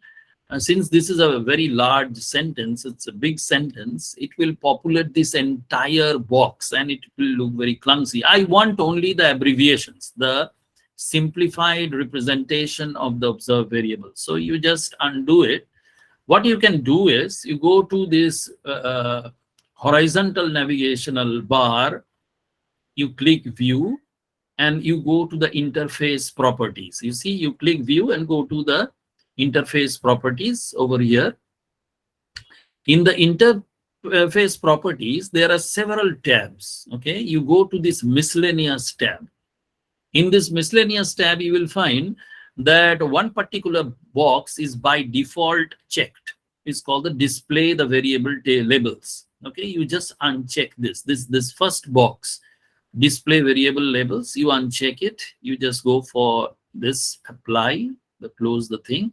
Now you see, if I drag 81 and drop it, it will only bring the abbreviated version of the observed variable. So you just drag and drop 81, 82, 83, then SN1, SN2, SN3, then perceived behavioral control 1, PBC1, the first scale item, PBC2, the second item, PBC3, the third observed variable, PBC4, the fourth one, purchase intention 1, the first variable, intention 2, and purchase intention 3.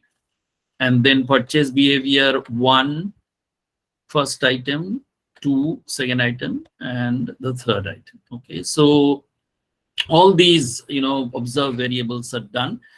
Now I need to identify my latent constructs, the constructs which are basically, probably I have missed out one covariance matrix over here. Yeah.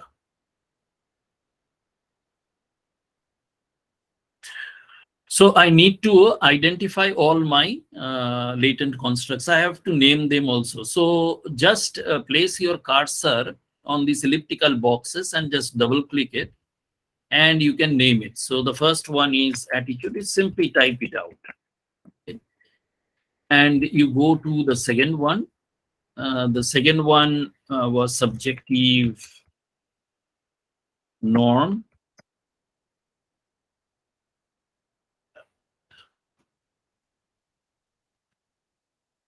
I'm still in the first one. Okay. Attitude. Go to the second one. Subjective norm. Go to the third one. Perceived behavioral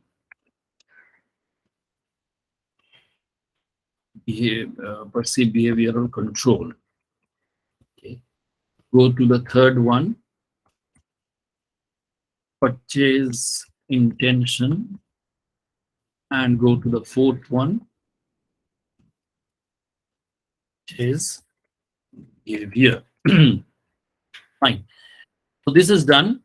Now I have to label the error variances also. So go to the first circle, just put E1, E2, E3, E4, E5, E6, E7, E8, E9, E10, E12, 13, E14, E15, E16,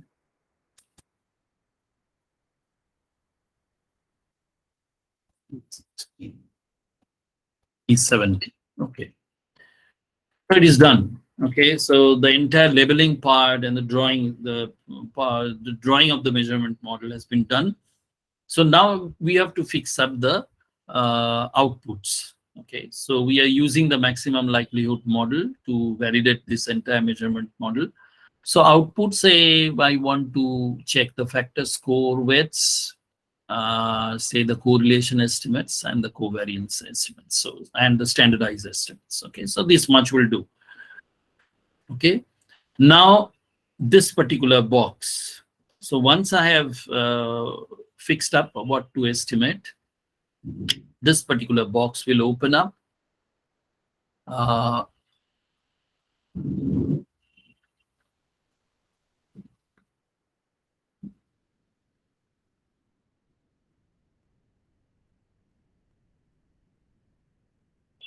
Okay, I need to save also, because the analysis will only take place if you are saving it. So I'm saving by the name demo. Just giving a rough name.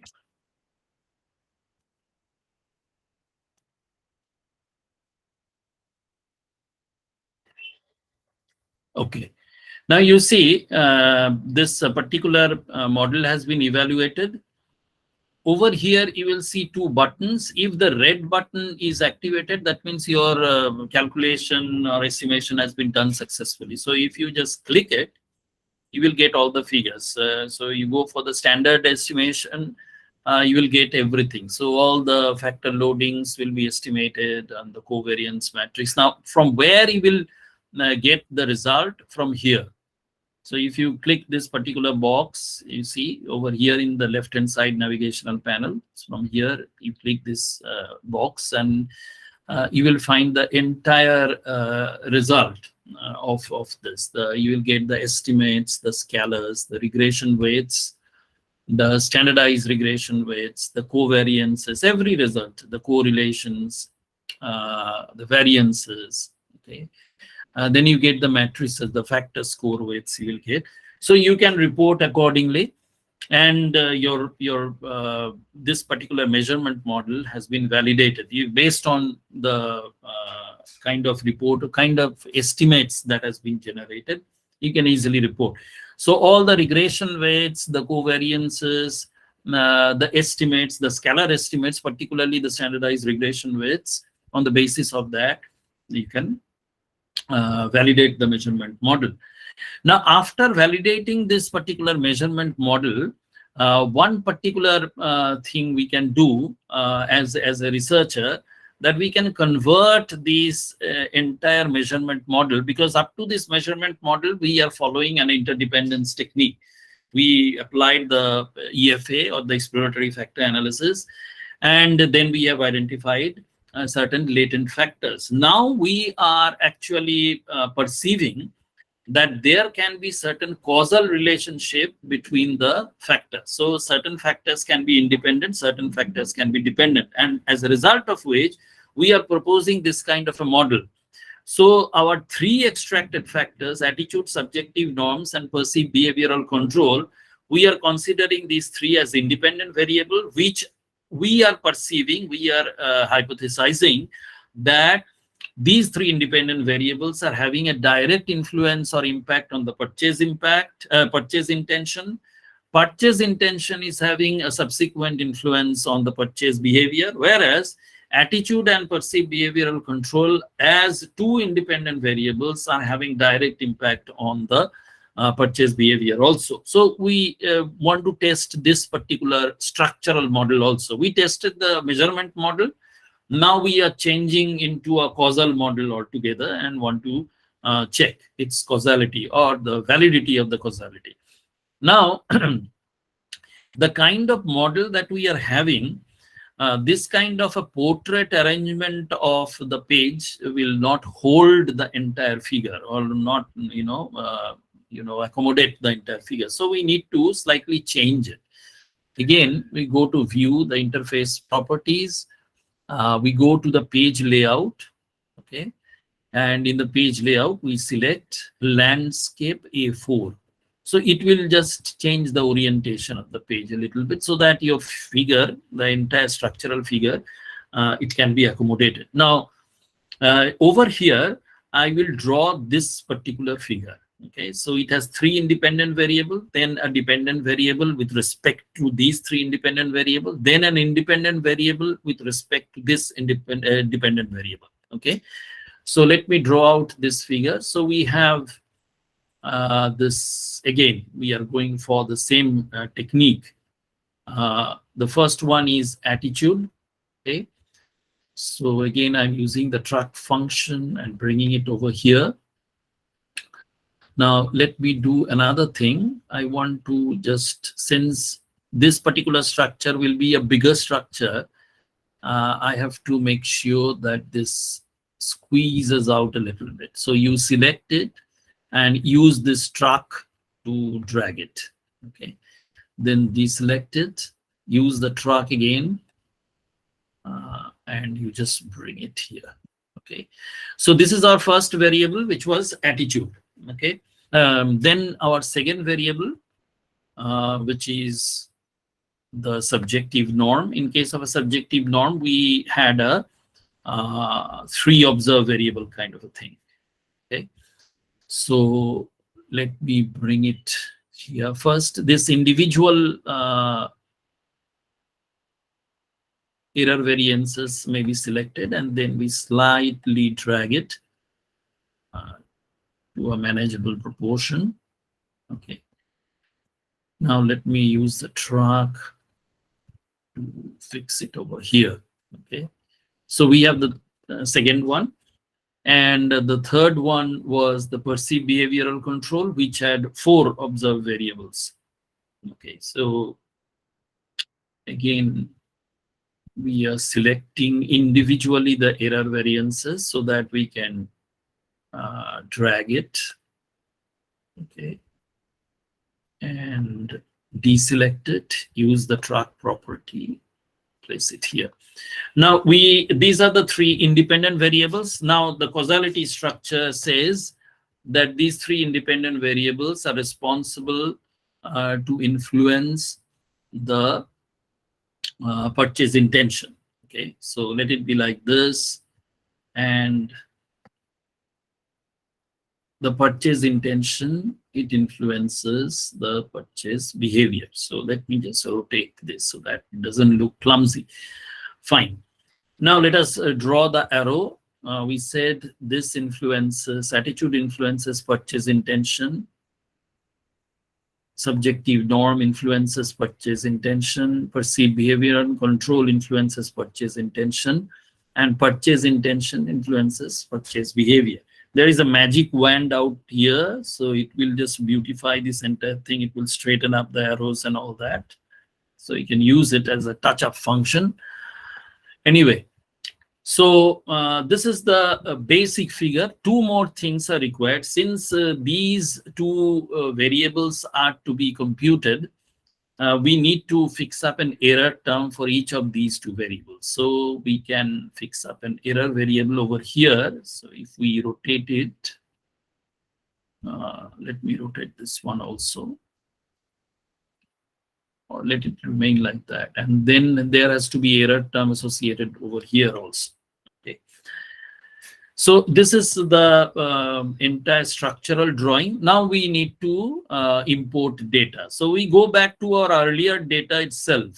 Okay, the data that we used for the measurement model, the theory of planned behavior. So we bring in the same data over here. Okay, so we can check over here the data. See, it is brought over here. So in the view, again, the interface property. In the interface property, go to miscellaneous, uncheck this box so that the abbreviation can be taken up. So again, you go on filling up 81, 82, 83, 84, then SN1, SN2, SN3, then PBC1, PBC2, PBC3, PBC4, then purchase intention 1, purchase intention 2, purchase intention 3, purchase behavior 1, purchase behavior 2, and purchase behavior 3. So this labeling has been done. So now let us put the latent construct label, attitude over here, subjective norm,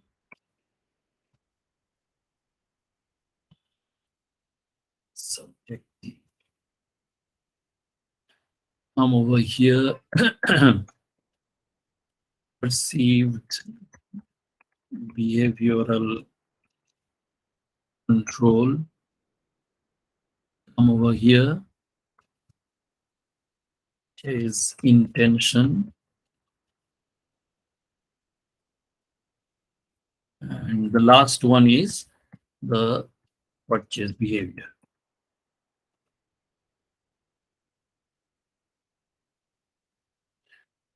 So the latent constructs have been labeled. Now the error variances. So we go for E1, E2, E3, E4, E5, E6, E7, E8, E9, E10, E11,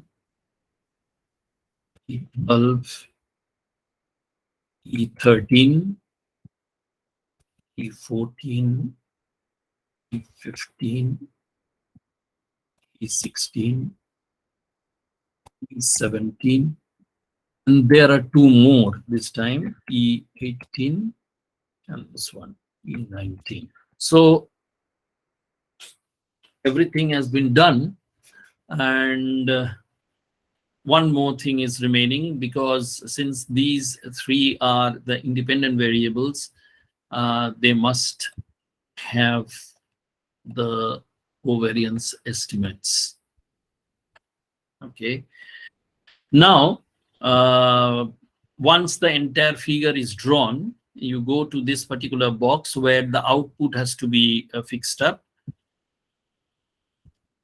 So we need to identify the direct, indirect, and the total effects.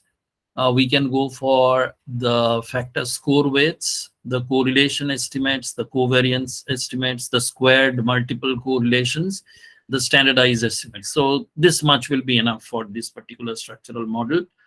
And then let us run it. Okay, before running it, we need to save again. So let us just save under the name demo1. See, this red button has been activated. That means the model has been estimated. So if I click this red button, and if I click this standardized estimates, on the left-hand side panel, you see the standardized estimates.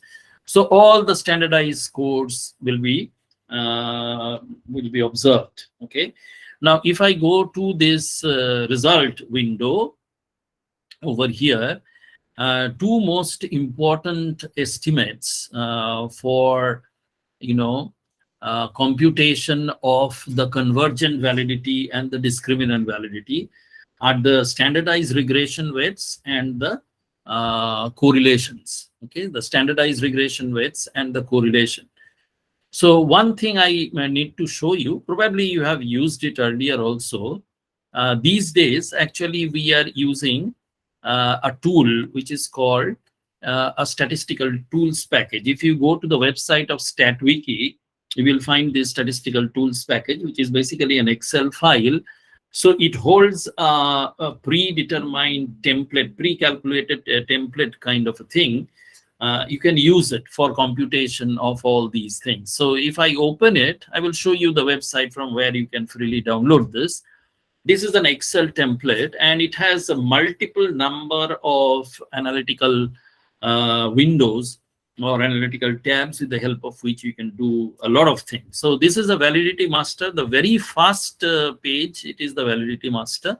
So we are to validate this structural model. So what you see over here is the paste the correlation table in A2. So this is column A, this is row 2. So you have to paste the correlation table over here and paste the standardized regression weights table in F2. This is column F, this is row 2. You have to paste it here. So let us go back to our Amos.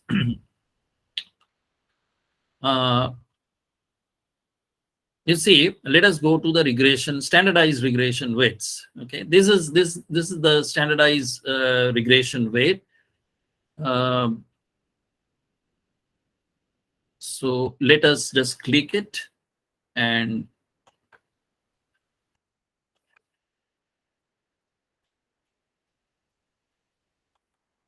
copy it. Then go back to our stat package. So we need to paste it here, the standardized regression weights. We are pasting it here.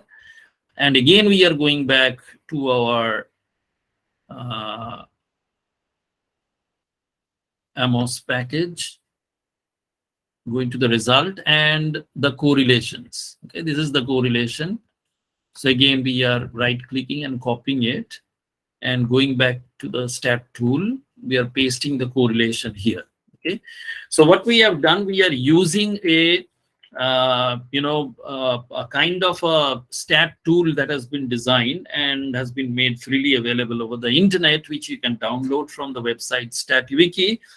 And this is a stat tool package which has several kind of computational facility. The first sheet is basically the validity master sheet, where all different kinds of validity issues can be checked. So in a CFA, when the discriminant and the construct validity are to be checked, these two results are to be pasted here, the correlation results and the standardized regression weight. Now, once you have pasted this result, you need to click this red button over here. this particular red button you need to click. So let me just this particular red button. Okay, so I'm just clicking this red button, and this entire validity results have been computed. You see, this is the reliability score that we have. Let me go back to my slide.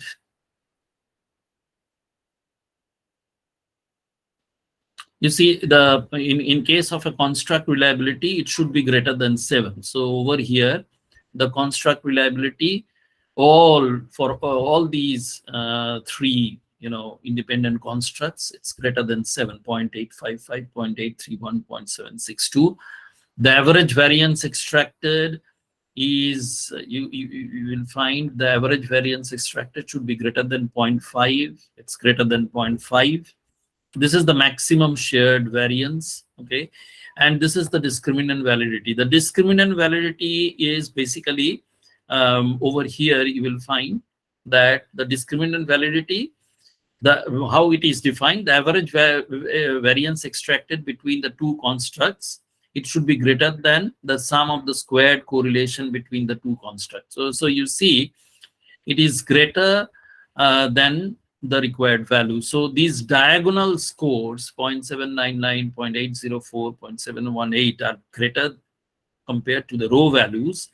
So the discriminant validity is, in any case, you will find that this computation technique will, if there is a validity concern, it will spell out that there are certain validity issues. If there is no validity concern, it will also spell out that there are no validity concerns. So when you will be reporting for the factor analysis, you can directly copy this particular Excel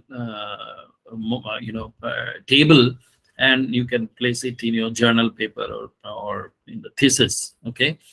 Now, going back to this area, we need to identify model fit also, because I told you all these GFI are, unfortunately for this particular model, you see the GFI, AGFI, these scores are very low actually. So this particular structural model, we cannot say that it is a very robust model. Based on the data, kind of data that you have got, the GFI, AGFI should be greater than 0.9. Okay, so to consider the model as a very robust. And this is the badness of fitting. This is the RMR or the standardized RMR. Sometimes we also get the SRMR. This RMR value should be lesser than 0.05. So it is also on the higher side. So the goodness of fit indices on the lower side and the badness of fit indices on the higher side. Unfortunately, we cannot say that this is a very robust model that we have got for us. So probably the data did not support or the causal structure that we have conceived is not a proper causal structure. Probably causality does not exist in that particular way.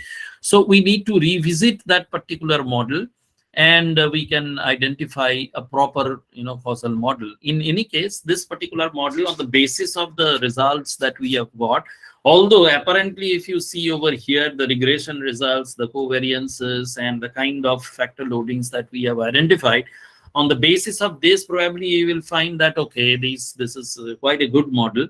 But if you go back to the estimates, the GFI and the AGFI and all that, unfortunately, this model does not hold good. Okay.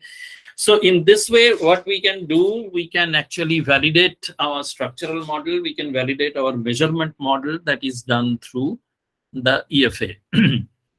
Okay, so we have almost come to the fag end of our discussion.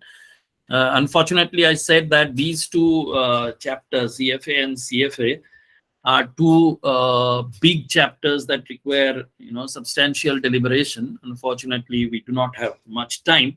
But before I end, I told you that I will be showing you some advances that we have made in the SPSS actually. Certain kind of SPSS that we are nowadays using is called the SPSS modeler function. Okay, so SPSS modeler is basically an extended version of the IBM SPSS modeler that we use. Let me show you the interface so that you can actually be able to identify the basic difference between the normal SPSS that we use and this modular version. I do not know how many of you have already used certain software platforms that use the widget workflows. Okay, because SPSS modeler uses the widget connectivity and the widget-based workflow. If you have this is the initial window of SPSS. Okay, SPSS modeler rather. And this is the workspace. This blank space is the workspace, and you will find at the bottom all the tools are there. So if you click source, there are number of sources from where data can be taken up over here. These are the field operations with the help of which we can ensure field operatives for the machine learning process. These are the graphical representation, the visualization of the data. These are the this is the most critical part of the IBM SPSS modeler. All the models, the decision trees, the artificial neural network, the k-means clustering, the random forest, the nearest neighbor that we are supposed to deal with, the support vector machine, everything, linear regression, logistic regression, the PCA and the factor analysis, every advanced predictive models can be taken up. Now, we can also go for the text analytics over here also. The text mining tools are also available. And this, as I have told you, it deals with the widget workflow. The widgets, that means if I want to show you a widget, suppose I want to bring over here SPSS file, SPSS dataset. So this is an SPSS statistical tab. So if I put it over here, see, this is the first widget. Okay. Now the next widget, you bring it over here, an appropriate widget, and then you make a connection, a logical connection between the first widget and the second widget, and bring the third one, connect it with the third one, bring the fourth one. So you have to set up a logical workflow with the widgets. And the moment you are connecting these widgets logically, the data analysis takes place. Okay, so you have to only execute a command over here by clicking the run button, and the entire analysis will take place. I will show you a very small example on the basis of the k nearest neighbor analysis. Nearest neighbor analysis is used nowadays for several purposes. Okay, in a data set, the nearest in a existing data set, if you introduce a new data, and if you want to classify and cluster and categorize that entire data set, the new data will be classified and clustered according to its nearest neighbors. Okay, and in this particular process, the computation does not try to find out the exact match. It only tries to find out the nearest neighbor, which is having certain kind of similarities with the new data being introduced in that particular data set. So the close data set, the closed data with that new data that has been introduced, called the neighbors of that new particular data, and you can actually identify how many new neighbors you want to incorporate in your solution, and that number is denoted by k. As a result of which, this particular analysis is also known as the k nearest neighbor. How many nearest neighbor you want to analyze? Say, for example, a particular car manufacturer, automobile manufacturer, want to introduce two new vehicles in the market, one a car and one a truck, small truck. And this automobile manufacturer does not know that out of the several brands of cars and several types of cars and trucks that are available in the market already and are applying in the market already, who will be their nearest competitors? Okay, because the car manufacturer needs to design the car, needs to price the car, needs to configure the car in such a way so that it attracts a minimum number of competitors so that it can enjoy an open market. So in these cases, most of the corporate houses and industries are using these advanced techniques to identify the nearest competitor based on this K nearest neighbor analysis.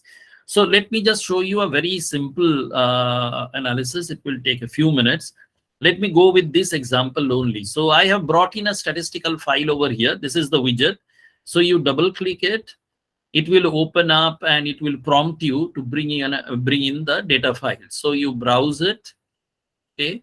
I have kept the file in the desktop in a folder. So let me go there. Yeah, this is the car sales. Okay, so car sales. I'm just opening it, applying it, and clicking OK. Now I want to actually say, for example, I want to see the data, whether the data has been properly imported or not. So what I can do, I can bring in another widget over here. This is a data table. And then what I can do, I can right click this particular first widget, right click it, and there is an option called connect. And then I can connect between these two. Okay. Now, if I open this data table, fine.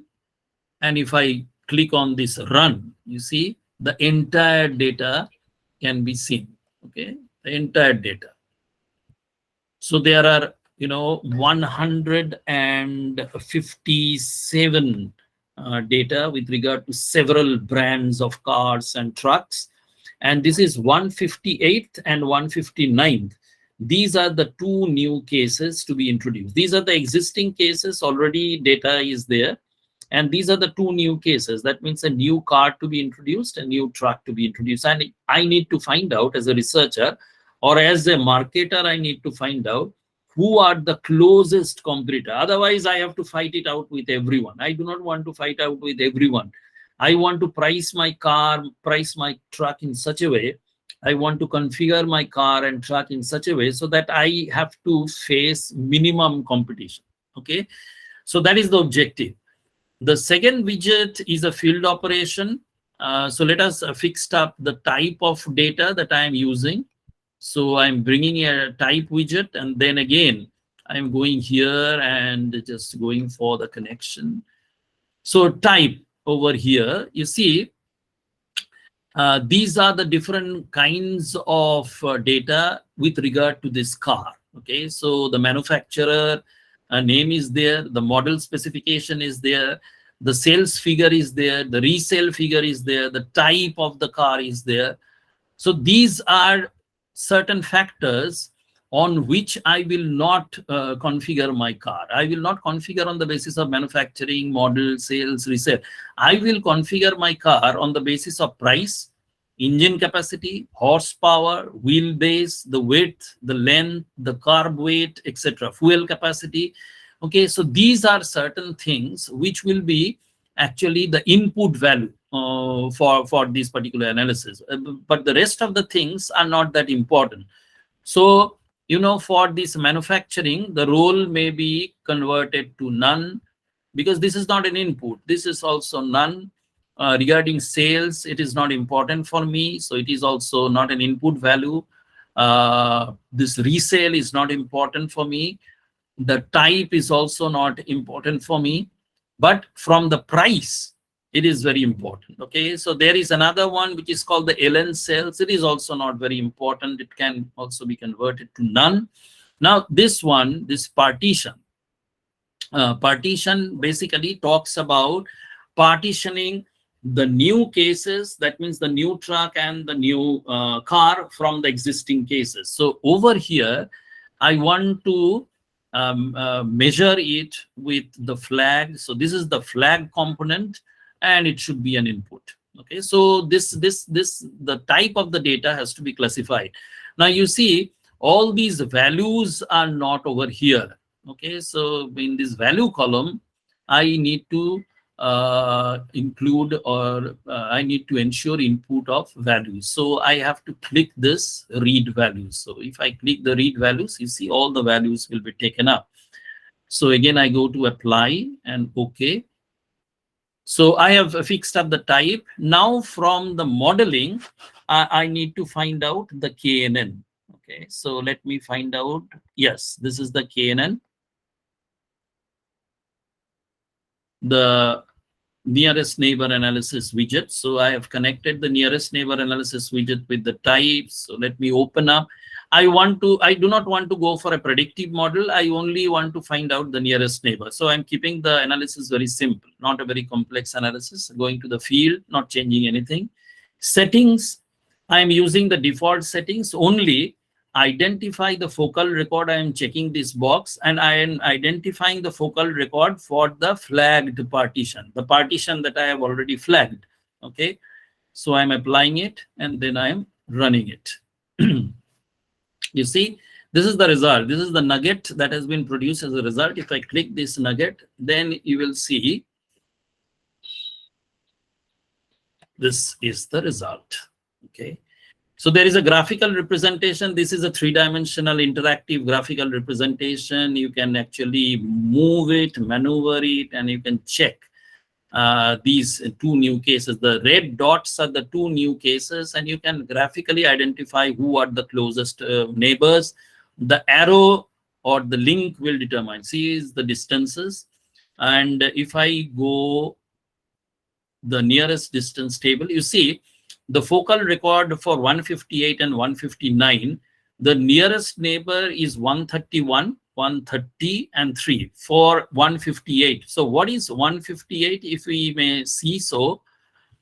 So if I just reduce it, if I come to the table, and if I just run the table, you see 158 is the new car. Okay, 158 is the new car. So for 158, 131 is the closest competitor. Who is 138? Let me check out from here. 131 is Saturn by SC. Okay, so manufacturer is Saturn and the model is SC. So you have the sales figure, the resale figure, the engine capacity, etc. So I know my nearest competitor for the car. 159 is the new truck. For the new truck, 159, my closest competitor is 105. So let me go to 105 and check. 105, the manufacturer is Nissan and the model is Quest. So in these techniques, you see the nearest neighbor and this kind of advanced analytical process by using an SPSS model, it gives us a very precise idea about where to invest, how to configure my products. It can be with regard to a mobile phone manufacturer also. See, if I want to bring out 2 new mobile phones in the market, what should be the price, what should be the design specification, etc. Who will be my nearest competitors? Particularly, this is a very beautiful, analysis for those areas where a lot of competition is there in the social science sector, particularly in the geography. Those researcher or scholars who are from the field of geography, they use a lot of nearest neighbor analysis in this particular tool.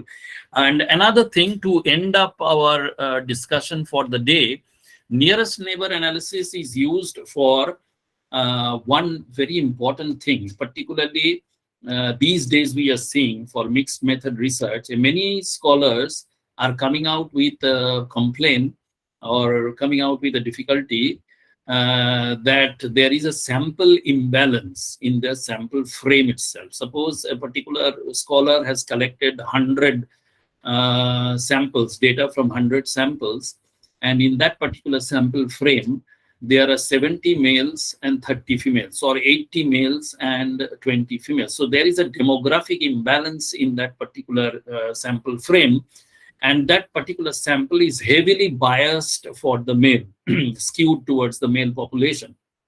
Now, if the social phenomena or the thing or the research issue that is under study, if that particular phenomena is socially distributed in such a manner which is male dominant or male heavy in nature, that will have a very normal reflection in the sample frame. That's not an issue.